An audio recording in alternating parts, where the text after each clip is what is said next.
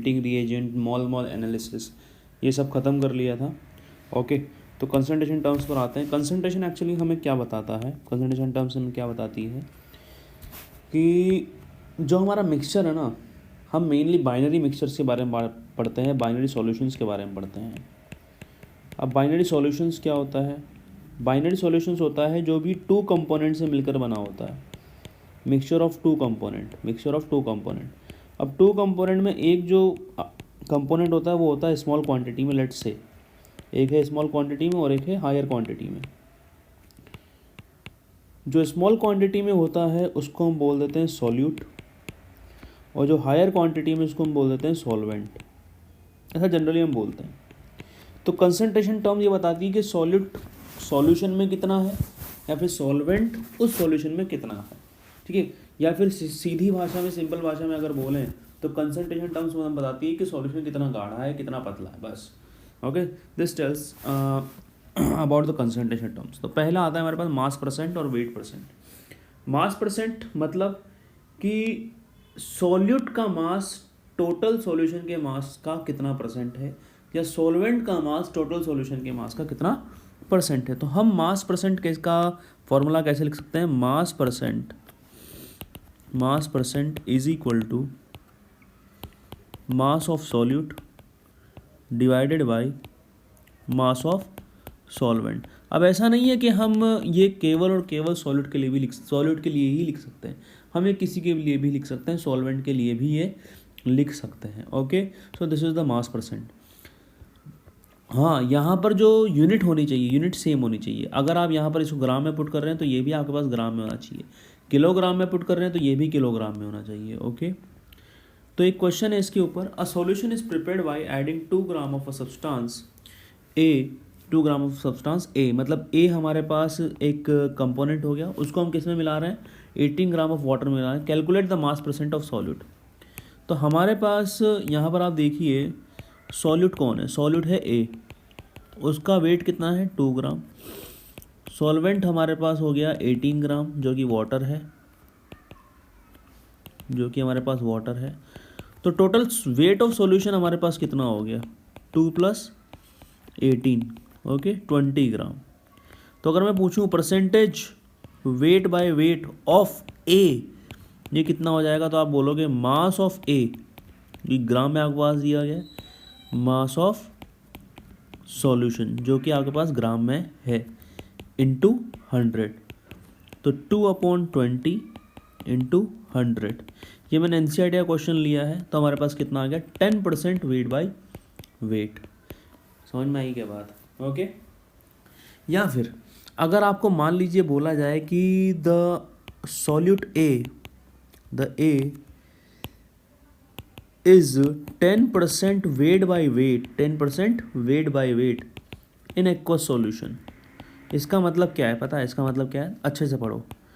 10% का मतलब क्या होता है? Divided by 100, wait by wait. तो वेट की यूनिट 11 ग्राम ले लेते हैं, और इसकी भी क्या ले लेते हैं? ग्राम। तो हम क्या बोलेंगे? इसका मतलब क्या है? This is A and this is what? Solution. Means हम क्या बोलेंगे? 10 gram of A is in 100 gram of solution. ये बात समझ में आई? या फिर ये भी बोल सकते हैं 20 gram of A is in 200 gram of solution. ये बात समझ में आई? एक्चुअली इसको ऐसे पढ़ना ज़्यादा इंपॉर्टेंट है, क्योंकि जेई वगैरह में इसी से क्वेश्चंस आते हैं। Okay, now we are moving to the next. Mass by volume percent, weight by volume percent. और इसको हम दूसरे शब्दों में क्या ही बोलते हैं, कभी कभी कैसे भी लिखा जाता है? Percentage by strength. ठीक है, सेम चीज़ है कि किसी भी सॉल्यूट का परसेंटेज वेट बाय वॉल्यूम क्या होगा? तो हम ये बोलते हैं मास ऑफ कंपोनेंट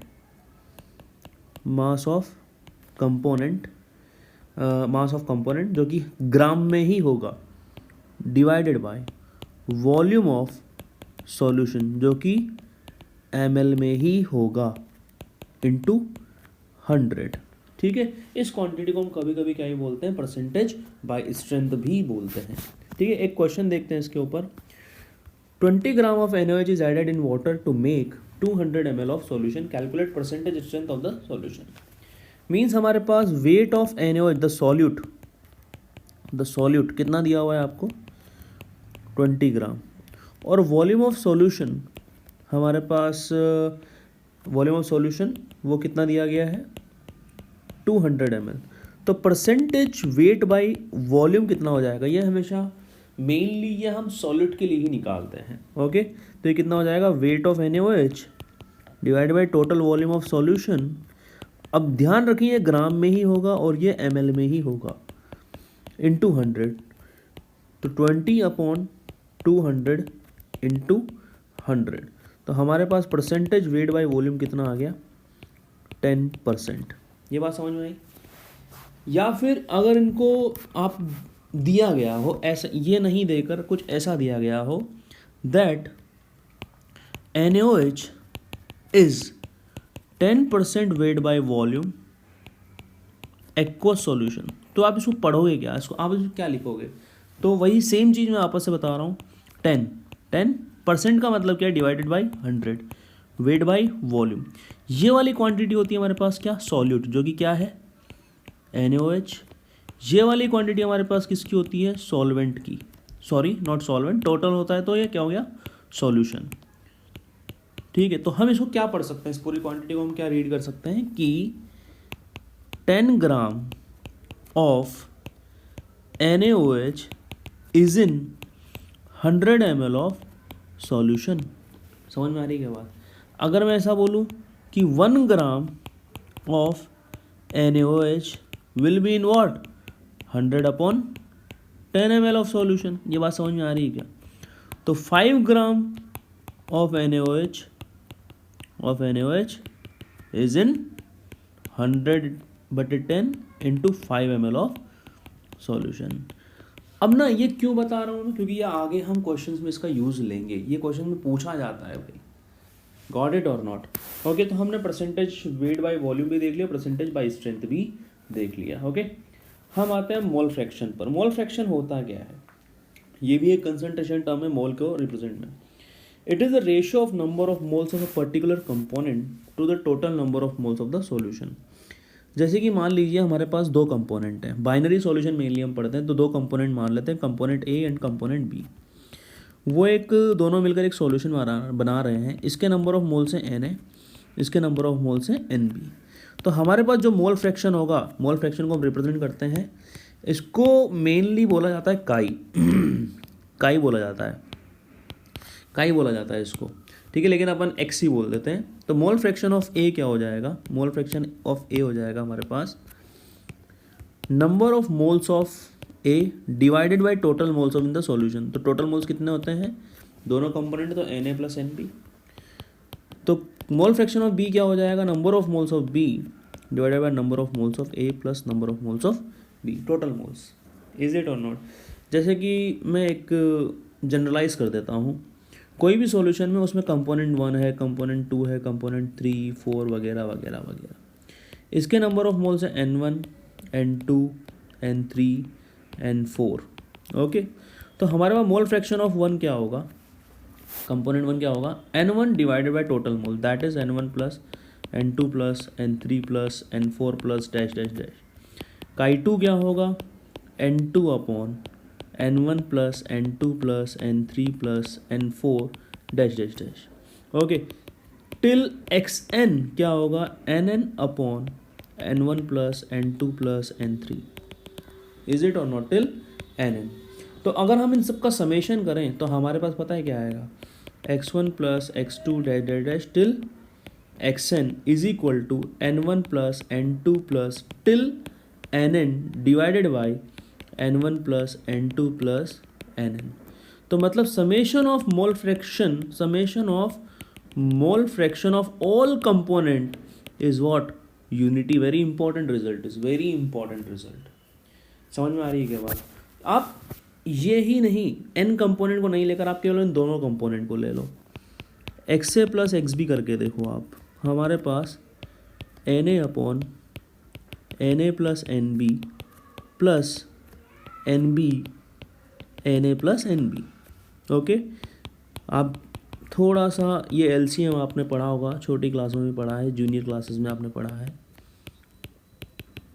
ठीक है। तो हमारे पास मोल फ्रैक्शन का समेशन हमेशा क्या होगा, मोल fraction of all present component in the solution वो ऑलवेज बी 1, ठीक है। इस रिजल्ट का भी हम काफ़ी यूज़ करेंगे हर जगह, okay. This is also very important result. तो हमने ये मोल फ्रैक्शन भी यहाँ पर देख लिया। जैसे अगर आप एक एग्जांपल देखना चाहते हैं तो एग्जांपल की अगर बात करते हैं तो मैं एग्जांपल लेता हूँ कि हमारे पास एक मिक्सचर है, इसमें NaOH जो है वो है 20 gram and that of H2O is 72 ग्राम, 72 ग्राम। तो calculate the mole fraction of the NaOH, this is the question. तो हम क्या बोलेंगे, मोल फ्रैक्शन। अब किसके मोल फ्रैक्शन निकालना है अपन को, NaOH की। तो उसके लिए क्या क्या जरूरत है, number of moles of NaOH divided by total mole. Total moles अब बाइनरी है, दो ही कंपोनेंट का सॉल्यूशन है, तो टोटल मोल्स क्या होंगे, number of moles of NaOH plus number of moles of H2O। तो हमें दोनों के मोल्स निकालने पड़ेंगे। तो number of moles of NaOH क्या हो जाएगा, given mass upon molar mass. NaOH का मोलार मास क्या है, 23 ऑफ Na, ऑक्सीजन का 16 plus 1, I think it is coming to 40। तो बस ये आ गया 0.5 mole, okay. Number of moles of H2O क्या हो जाएगा, given mass of H2O that is 72 divided by its molar mass, 2 into 1 plus 16 which is coming to us 18। तो ये हमारे पास क्या हो गया, 4 मोल्स। तो मोल फ्रैक्शन ऑफ NaOH कितना हो गया, number of moles of NaOH that is 0.5 plus 4, okay. तो हम इस तरह से इसको कैलकुलेट कर सकते हैं। तो ये हमारे पास क्या आएगा, 1/9, इज इट और नॉट। तो अगर हम बात करें मोल फ्रैक्शन ऑफ H2O क्या होगा फिर, तो हम क्या बोल देंगे, 1 minus mole fraction of NaOH, 1 minus 1/9 means 8/9, is it और not clear. Now this was the complete mole fraction. Now we are coming to the next quantity, that is molarity. काफ़ी काम की quantity है। molarity actually होता क्या है, it is defined as, ये NCERT की definition है, it is defined as the number of moles of the solute in 1 liter of the solution, okay। तो हम, या फिर number of moles of solute in per liter of the solution। तो आप दो चीज़ों को यहाँ अंडरलाइन करें, 1 लीटर और पर लीटर एंड सॉल्यूशन, ये दो चीज़ें आपको ध्यान में रखना जरूरी है कि मोलिलिटी में भी हम almost same kind of definition पढ़ेंगे, लेकिन दो वर्ड यहाँ पर डिफरेंट पढ़ेंगे। उसका फॉर्मूला क्या है, व्हाट इज़ द मोलिलिटी, इसको हम कैपिटल M से रिप्रेजेंट करते हैं, कैपिटल M से हम इसको रिप्रेजेंट करते हैं, is equal to number of moles of solute divided by volume of solution in litre. अब let's say volume of solution दिया गया आपको x ml में दिया गया, तो वॉल्यूम ऑफ सॉल्यूशन लीटर में पुट करना है, तो इसका क्या करना पड़ेगा, लीटर में कन्वर्ट करना पड़ेगा, 1000 से डिवाइड कर दो, इज इट और नॉट, ठीक है। तो सेम चीज़ मैं यहाँ पर पुट कर रहा हूँ, number of moles of solute, क्योंकि ना अपन केमिस्ट्री में चीज़ें पढ़ते तो हैं, लेकिन अब सॉल्यूशन में जो हम एनालिटिकल मेथड्स करते हैं, एक्सपेरिमेंट्स करते हैं, वहाँ पर हम ml में चीज़ें लेते हैं, इसलिए ये बताना पड़ रहा है। तो वॉल्यूम ऑफ सॉल्यूशन अगर आप ml में लेते हो तो उसको 1000 से डिवाइड करना पड़ेगा, 1000 से डिवाइड करना पड़ेगा, तो हमारा फॉर्मूला अब क्या हो जाएगा, number of moles of solute divided by volume of solution in ml into 1000। Same चीज़ हम 12th क्लास में भी वापस से रिपीट करेंगे, ठीक है।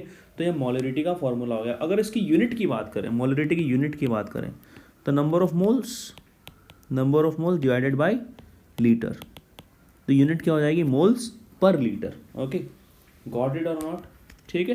तो ये मोलरिटी की हमने थोड़ी सी यहाँ पर बात की, ज़्यादा अच्छे से इसको एग्जांपल से समझेंगे, जैसे कि calculate the molarity of NaOH in the solution prepared by dissolving its 4 gram in enough water to form 250 ml of the solution. Molarity की जब भी बात करते हैं तो हम ये बोलते हैं कि उसका वो सॉल्यूट उस सॉल्यूशन में कितना है, ठीक है। तो हमारे पास क्या क्या दिया हुआ है, सबसे पहले क्वेश्चन अप्रोच करने से पहले उसको 2 बार पढ़ो और देखो गिवन क्या क्या है। तो वेट ऑफ NaOH क्या गिवन है, 40 ग्राम। वॉल्यूम ऑफ सॉल्यूशन क्या गिवन है, 250 ml। मॉलिरिटी निकालनी है तो उसका फॉर्मूला लिखो, number of moles of solute जो कि हमारे पास NaOH divided by volume of solution, if in ml then into 1000। ठीक है, आपको निकालनी है मॉलिरिटी, आपको दिया गया है वॉल्यूम ऑफ सॉल्यूशन दिया गया है 250 ml में, नंबर ऑफ मोल्स आपका टास्क है और उसके लिए आपको वेट दिया गया है NaOH का। ठीक है, तो इसका मोलार मास कितना होगा, अभी थोड़ी देर पहले हम निकाला था फिर भी वापस निकाल रहे हैं, 40 ग्राम पर मोल। ठीक है, तो हमारे पास number of moles of NaOH कितने हो जाएंगे, given mass that is 4 divided by 40 कितना हो गया 0.1 मोल। तो मोलिरिटी हमारे पास कितनी हो जाएगी 0.1 अपॉन 40 इंटू 1000। तो मोलिरिटी हमारे पास होगी बेटा जो भी आप इसको देखना चाहो, ये हो गया, sorry not 40, weight volume of solution 250, तो हमारे पास 0.4 mole per litre, is it और not? Okay, so this was the molarity, got it और not? Any doubt in this? Clear? Now we are moving to the next, that is molality. Molality मैंने वहाँ बोला था दो चीज़ों के बारे में, दो चीज़ों को अंडरलाइन कर लो, 1 litre and solution. Molality same चीज़ है, it is defined as the number of moles of solute present in 1 litre of one kg of the solvent, 1 kg of the solvent. Molality में क्या लिखा था, 1 litre of solution, is it और not? ठीक है, तो इसका फॉर्मूला हमारे पास क्या होगा, इसका फॉर्मूला होगा हमारे पास मोलिलिटी, जिसको हम कैसे रिप्रेजेंट करते हैं, स्मॉल m से, is equal to number of moles of solute divided by weight of solvent, वहाँ पर वॉल्यूम ऑफ सॉल्यूशन था इन kg। अगर आप वेट ऑफ सॉल्वेंट आपको ग्राम में दिया गया है, लेट अस से x ग्राम, तो आपको उसको किस में कन्वर्ट करना पड़ेगा, kg में, डिवाइडेड बाय 1000 kg। ठीक है, तो number of moles of solute divided by weight of solvent in gram into divided by 1000, sorry, तो small m what will be, number of moles of solute divided bye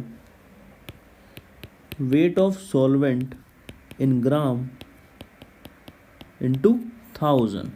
ये बात समझ में आई? ठीक है, यूनिट क्या हो जाएगी हमारे पास, moles divided by weight in kg, तो यूनिट हो जाएगी हमारे पास मोल्स पर kg। ठीक है, कोई दिक्कत है इस चीज़ में? ओके, तो इसके ऊपर अब क्वेश्चंस पर आते हैं। The density of 3 molar solution NaCl is 1.25 ग्राम पर ml, calculate the molality of the solution. अब थोड़ा सा टेढ़ा क्वेश्चन है, देखो पहले मैं इसको फॉर्मूला से सॉल्व कर रहा हूँ क्वेश्चन को, फिर मैं डायरेक्ट बताऊंगा। 3 मोलार सॉल्यूशन, इसका मतलब क्या है कि 3 moles of NaCl is in 1 litre solution. तो हमारे पास वॉल्यूम ऑफ सॉल्यूशन कितना आ गया, 1 लीटर, मतलब मैं क्या बोल दूंगा 1000 ml। तो वेट ऑफ सॉल्यूशन क्या हो जाएगा, volume into density, 1000 into 1.25, 1000 ml into 1.25 ग्राम पर ml। ठीक है, तो क्या हो जाएगा 1250 ग्राम, इज इट और नॉट? अब ना आपको निकालना है, टास्क क्या है, मोलिलिटी निकालना। मैं थोड़ा गैप दे रहा हूँ, देखो है ना। मोलिलिटी क्या होगी, number of moles of solute that is NaCl divided by weight of solvent in gram into 1000। लेकिन तुम्हारे पास जो ये वेट आया ना, सॉल्यूशन का वेट है बेटा, तो वेट ऑफ सॉल्वेंट क्या होगा, वेट ऑफ सॉल्वेंट होगा आपके पास weight of solution minus weight of solute. अब वेट ऑफ सॉल्यूशन तो है 1250 ग्राम, वेट ऑफ सॉल्यूट कैसे निकालोगे? तो वेट ऑफ सॉल्यूट पता है क्या है, तुम्हारे पास मोल्स हैं सॉल्यूट के, और हम जानते हैं क्या, number of moles is equal to weight upon molar mass. तो वेट क्या हो जाएगा, small n into the number of moles into molar mass, और Na का मोलार मास 23 प्लस 35.5 78.5। तो वेट क्या हो जाएगा, नंबर ऑफ मोल 3 इंटू 78.5, जो कि हमारे पास आएगा 175.5 ग्राम। ओके, तो इस वैल्यू को यहाँ पुट करते हैं, तो वेट ऑफ सॉल्वेंट जो हमारे पास आएगा वो आ गया 1074.5 ग्राम, ठीक है। तो मोलिलिटी जो आई हमारे पास वो I 3 divided by 1074.5 gram into 1000. This will be our answer which is approximately 2.79 molal, ठीक है। अगर आप ऐसा इसको कैलकुलेट नहीं करना चाहो तो हमारे पास डायरेक्ट फार्मूला भी होता है मोलिलिटी, डेंसिटी एंड मोलिलिटी का. Capital M that is molality, small m that is molality, D density of the solution 1 plus small m molality, capital M 2. This is the molar mass of the solute divided by 1000. Okay, this is also the formula. Got it? Okay, so this was our lecture for the concentration term. Thank you to all. Subscribe the channel and share with your friends.